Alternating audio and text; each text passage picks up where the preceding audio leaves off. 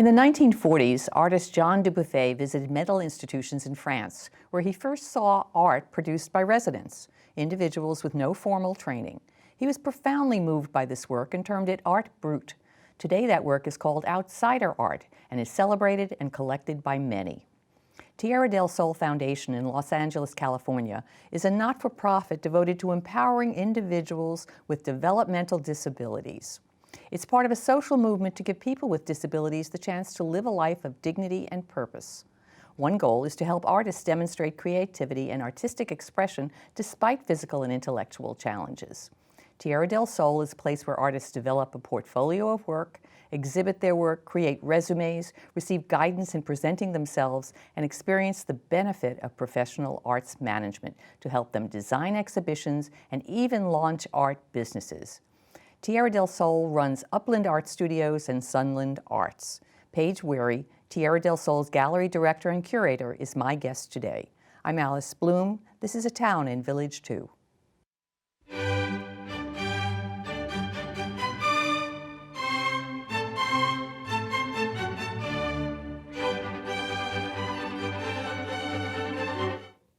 Welcome back. Welcome, Paige. Thank you so much for putting the time aside to be my guest today.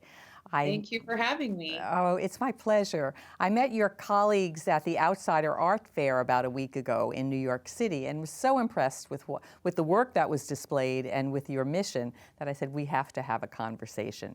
Now, you are the curator and director of Tierra del Sol's Gallery. How long has the gallery been in existence? Well, Tierra del Sol Arts Program has been around for 30 years, and closely after that, we started a small gallery under a different name called First Street Gallery. And what we decided was just 7 months ago, we opened up an annex gallery away from the studios. So now the gallery is in downtown Los Angeles, close to downtown Los Angeles in Chinatown. And that puts the artworks that we're showing and selling in amongst other contemporary art galleries. So we're part of the LA art scene now, more so than when the gallery was attached onto the studios. Does that make sense? Yeah, no, it does make sense. I guess I'm curious about the interaction between the foundation and the gallery. Do you have any input into the selection of artists or what the foundation does? So my job as the curator is to go visit the two art studios where the art is being made. And I'm looking for who's ready for a solo show. And so who has depth in their work, who has found their voice and is ready for their work to be taken out of the studios, framed and hung in our gallery and presented in that way, in a much more formal way than what's happening at the studios. So you say there are about 100 individuals who are at the foundation. How many people do you normally select a year, for example, for exhibition? Well, so far we've had, I think, 5 shows, and we have about 8 or 9 shows a year. Okay. So, and then we do, that's just what's happening at the gallery. And then also the studios have shows, group shows, and they're part of, downtown Los Angeles has their work up in office spaces. They've got work out here in breweries, out by the studios. There's constantly shows and us doing outreach and getting our artists' work out into the community. Now, what do you find the public reception to the art of your artists? Well, it is a conversation for sure. I mean, we've been doing really well. The sales, if that's, is a marker, which is only one marker, but the sales have been great. But the work is amazing. The work coming out of these studios is really remarkable work. And I think that's part of the conversation that we have, where we explain that that this work is made by people with disabilities coming out of these studios, and that is eye-opening for a lot of people that haven't been around people with disabilities. Sure. So the work is very advanced. Some people have been here for 30 years making their work, and their work is highly advanced, and it's being collected internationally, and they are getting not only solo shows at our space, but also solo shows at New York galleries, and one of our artists just had a Paris solo show. And so the work is being accepted and understood as just like any other, MFA work. It's the work's coming out is amazing. Well, Stumbling over my words. you're talking to the converted here, because I find the work so evocative and so compelling. I just wonder what the reaction is from the artist community. These are artists who have little or no formal training. And as I understand it, the studio helps them to market, exhibit, display their work, but is not really guiding them in creating in tools and sketching or whatever dynamics they would need to develop their art. They're doing that on their own. Right. The reason why the work is so dynamic is because they haven't been told what's right or wrong. And nothing against, I'm all for people going to school and getting their Masters of Fine Arts and studying art, but that's not what our artists are doing. It's coming out for a different reason. They're actually not making the work for me and you to look at. A lot of people, the sales do not matter to them at all. It doesn't even register with them. It's something different. And so the voices that come out of these studios are highly individual voices because they're not studying art history. This is just coming out of them and it's only their voice. And then when you take something like that, somebody that has a passion for art and they've been studying this for 30 years, their own voice, I mean, the work that's coming out is really phenomenal and very advanced. And one of the biggest supporters of our gallery are other artists. So people come in because it's so inspiring to see this work that doesn't have the weight of art history and doesn't have the weight of, let's say that you have a sold out show, an artist that goes into their studio and has to struggle with that in front of a blank canvas. Our artists, most of them, they just go back to work. So there's no filter. I mean, they're just expressing their emotions as they can. Exactly. Wow. But I'm actually delighted, but a little surprised to hear that there isn't a resentment amongst the arts community of people who are trained, who spent years getting degrees and learning skills. Do you find that? I'm sure I have heard grumblings like that, but I'm going to be the last person they're going to say that to. But of course, when the gallery first opened, there was resentment. And also, it's how do you categorize art? I mean, good art is good art. And so here we are saying this is a certain type of work because it's coming out of these studios.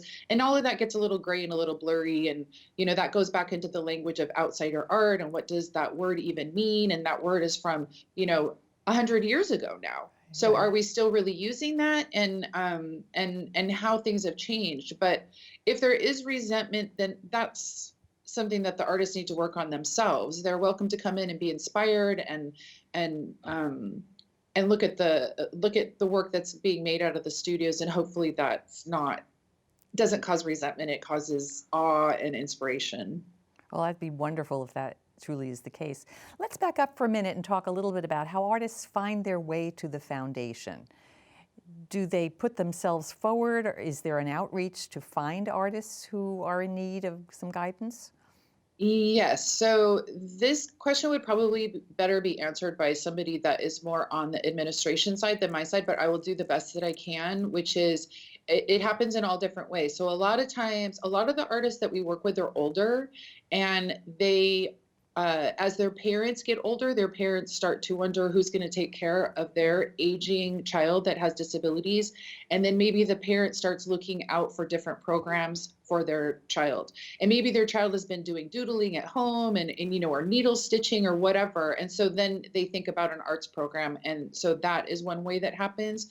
There's also 24-hour home cares that have people that are living there for 24 hours, that need help 24 hours a day. And so they have buses that bring them in for people that want to make art. And there's also different programs where people will go and they recommend our program. So it actually happens all different ways. So a lot of different ways. Is there criteria for those who are accepted into the foundation? Well, I mean, we do work with adults with developmental disabilities. You have to live within a certain mileage of our studios, and that's how we are the only studio like this. There's many, many studios like this across the country, and we're just the one that's out. We have one art studio that's in Upland, which is out by Claremont, California, and then one that's in Sunland, which is out by Glendale, California. And so you have to live within that neighborhood to be part of our studio. Is that the case with other studios too throughout the nation? Yes, I believe so. So there's sort of a regional connection or need. Right. If somebody was interested in finding a resource for their relative friend with disabilities, how would they go about it? That is a good question. There is a source book put out by Raw Vision, which is a magazine that's been around for 40 years, and they have a source book. And these studios are called progressive studios or nonprofit art studios, and they could look for that source book. Also, you're welcome to contact me, and I can do the best that I can do for you and send you to the right place. Um, they literally are across the country, and of course, California. I shouldn't say of course, but California is very progressive when it comes to, working with people with disabilities and how we bring them into the community. And so is New York is also very progressive. So we have a lot. Chicago has a lot of them. There are states that don't have any of them. So it just depends on where you live and what kind of programming the state provides. Well, we're going to provide in the graphics your contact information, so you'll have to let us know if you receive any inquiries, because I have a feeling that this is a corner of the world that will be a surprise to many people and perhaps a great resource as well. Now, you've been working, once you've accepted somebody into the gallery or you want to do a show with them, explain how the process works. You're dealing with people with some challenges, not necessarily very organized or businesslike. What are the challenges in working with an artist with disabilities? Well, it is up to myself and the gallery staff to promote the work. Most of the artists that we work with are not on Instagram and they're not on Facebook, and they don't have a collector list, which is something that most artists have to have at this point. It's a collector list. In other words, people who have already started to collect their work? Absolutely. So if you're an artist, what you would love to do is have as many shows as possible, get your work out there, and then as people buy your work, then you keep track of that, you keep their email, and then you keep them in the loop of what's happening with your next show. That's all our responsibility. It's also our responsibility to frame the work ourselves, to hang the work. We ask permission of our artists. Do you want to have a solo show? Do you want this to happen? And they love it. And they come to the openings and their family comes to the openings. And so we do have artists that have opted out that are not quite ready to let their work go. So that's something that happens in our studio as well. We communicate with our artists just as much as we possibly can. When you say let their work go, is it reticence about having it shown or reticence about having left their possession that challenges them? It's both, but some artists are not ready to sell their work. Oh, okay. So it's part of them, and they're not quite ready to let it go. Some artists, once they're done with their work, they're ready to move on, and so we have to be careful and make sure that the artist understands that if it's up on the wall in the gallery and there's a price tag on it, then there's an opportunity for it to sell, and they will not have that piece of art anymore. Okay. So some artists are ready for that, and some artists are not ready for that. Let's be a little practical here. How does the money work? What's the split between the gallery and the artist? So what our program does is the artist gets 40% and then the program gets 60%. And the reason in other galleries, usually it's 50-50, but because our artists do not pay for any materials, they don't pay for studio space, they don't pay for storage, they're not paying for anything. The program, we take 60% and that money goes back into our arts program. Okay. And then what about artists who don't have any business sense or money sense? Is there support for them to marshal their resources and preserve what they reap from the sales? Absolutely. It depends. Each artist is individual. And so some artists handle their own money. Some artists, their parents handle their money, or a guardianship person takes care of the money. But we make sure that we educate whoever is responsible for that money to make sure that it is taken care of. We don't want anybody to lose, state disability or something like that because they made some sales. And it does complicate our program, but we make sure that we take care of that. And we have experts, and we work with lawyers, and there are special accounts in California that you can use. And again, that would be better answered by somebody else. I'm just giving you the very, skimming the top of that. Sure. But it is a responsibility that we take on to educate whoever is handling the money. Okay, so because I've heard that from other gallery directors, that one of their challenges has been people who don't understand money and are given a chunk of cash and somehow manage to see it dissipate really quickly, rather than being able to marshal it and support their work. But I am really delighted and interested to know how much the support the foundation gives the artists. I didn't realize that all supplies, all materials, and studio space are given to them free once they're accepted into the program. Absolutely. Everything is free and for the artist, and then they get 40% of sales. Okay. So, right. So that's pretty good. Are there other supporters of the foundation and the gallery?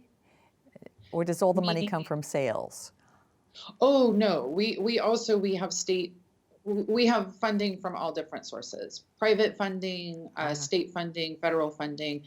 Our program is not just an arts program. Tierra del Sol Foundation also helps people apply for college, get through college, look for jobs, look for volunteer work. And then the arts program is just a sliver of Tierra del Sol.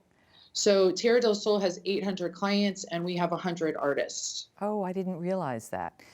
So the arts program, as you say, is just a small fraction of the support that the foundation gives to people with disabilities. Absolutely. Okay, well, since we're talking about the artists, are you able to identify some of the artists who've enjoyed some notoriety from your shows and sales? Absolutely. Helen Rey is somebody that has done extremely well, and she was given her first solo show, actually by me. I used to have a commercial gallery before I ran for Tierra del Sol. So I gave a woman named Helen Rey her first solo show. She had been making art at the Tierra Studios for about 27 years, and she had been in group shows, but no one had ever given her an entire gallery.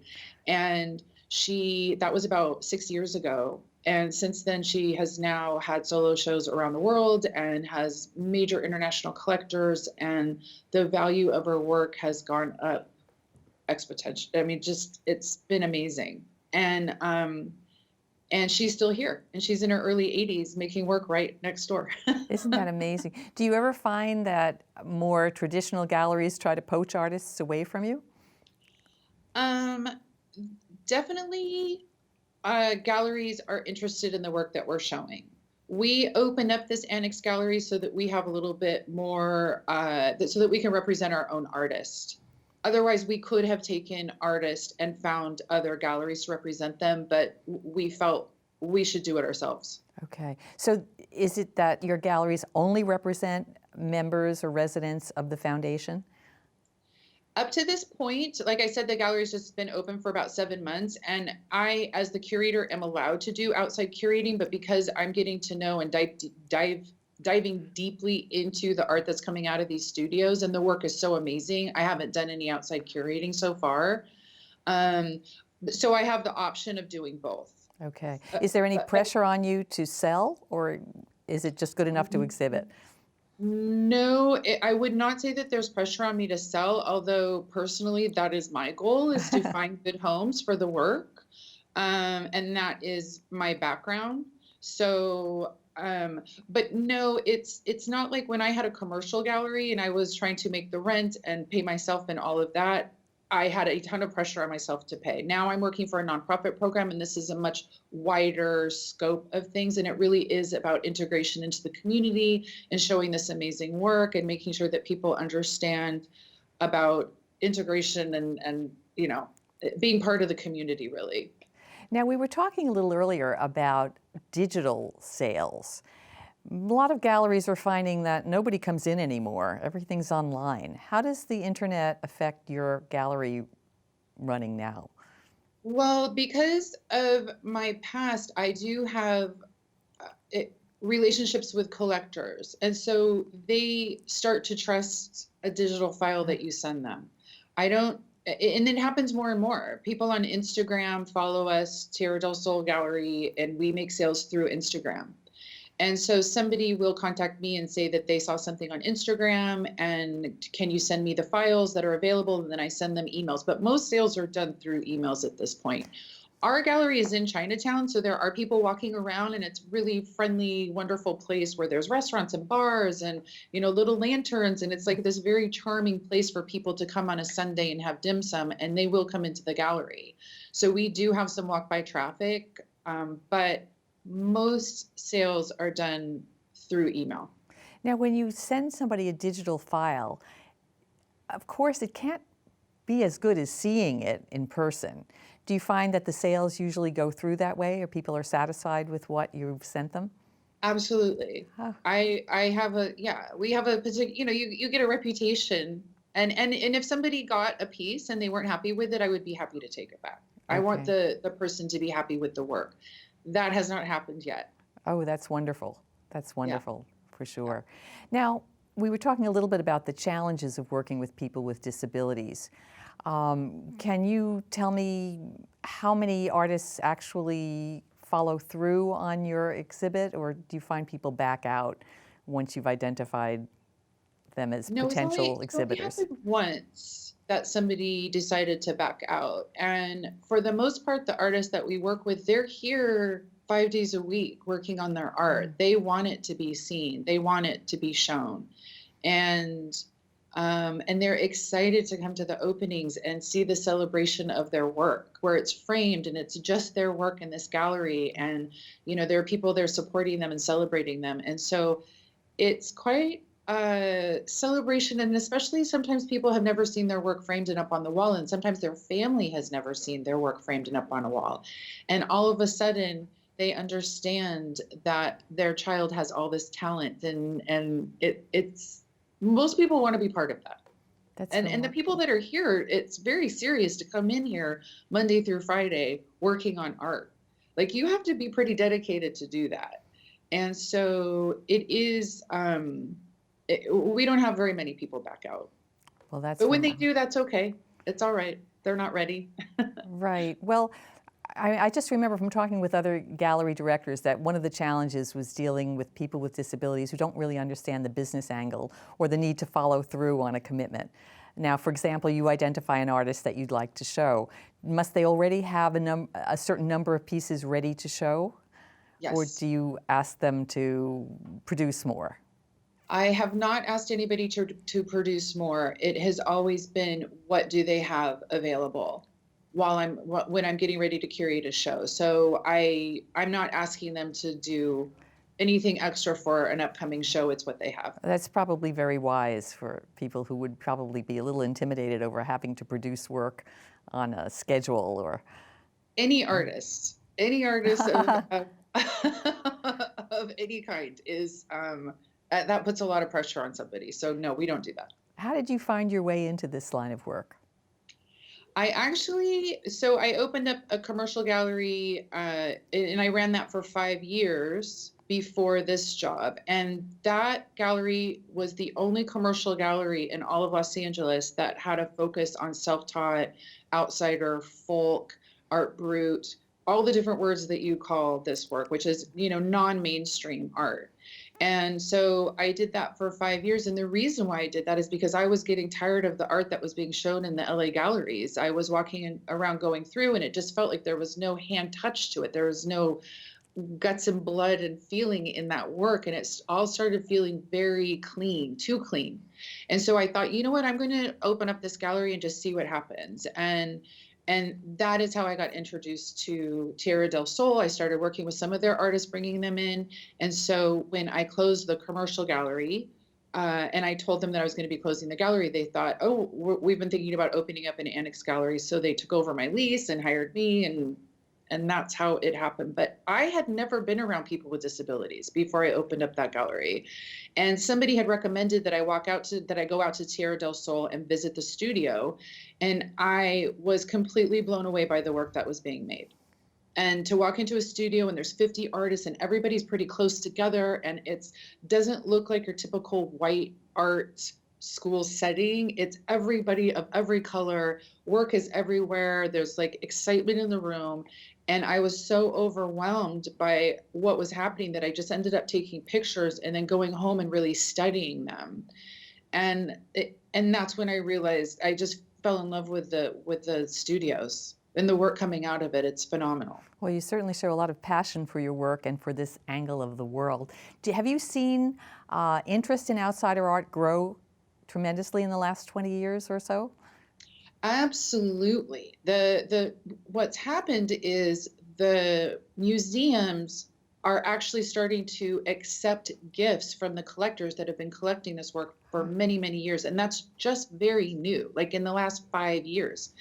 So now that that's happened, it's going to have the trickle down effect where the other commercial galleries are looking for this work, looking into the studios for people to show. And it's gotten a lot more attention, a lot more love. The museums are doing museum shows about it. The Smithsonian's doing shows about it. There's, the National Portrait Gallery just did a big show. The MoCA is bringing it out onto the floor as part of their permanent collection. That's all new. That's all very new. And like you said when we were talking earlier about the prices of the work just from the Outsider Art Fair, the prices have gone up quite a bit. And now Christie's is doing auctions with just outsider art, and all that's very new. Yes, it's really exciting. is. Well, I must say at the Outsider Art Fair this year, which was just about 2 weeks ago, we saw a number of celebrities. I won't name them, but celebrities. What impact does celebrity acquisition have on the value of the art and the credibility of the art that you sell? Quite a good one. From the dealer's perspective, it's great. I love seeing celebrities there and appreciating this work. And that, also from a dealer's perspective, when you have a celebrity that starts buying an artist's work, it's good for their career. So have you had any celebrities who've been interested in any of your artists? Yes, we do have some celebrities that buy work. Do they insist that you keep their names private?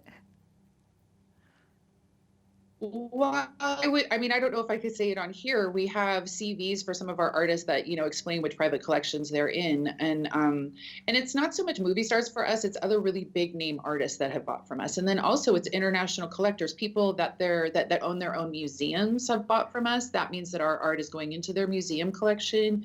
We have had people that when they pass, they've already donated their collection to MoMA and to LACMA and places like that. So we have quite a nice following. Our artists are getting a lot of attention, which is super exciting. That's remarkable. So I'm in New York. So MoMA has a collection of outsider art or has mounted exhibits of outsider art? If you go right now to the new, they just reopened MoMA. There is outsider art, self-taught art mixed in with the rest of the work. That's pretty remarkable. And has it gotten any pushback or has it been accepted widely? It's been exciting. People have talked about it in a positive light. And it's about time is what's being said. It's about time. Paige, it's been a pleasure talking with you. I've learned so much, and I hope our viewers and listeners will have learned a lot as well. Thank you so much for your time. I'm so excited about all you're doing. Thank you. Thank you for having me. You're very welcome. To all of us at home, thank you so much for watching. We'll see you next time.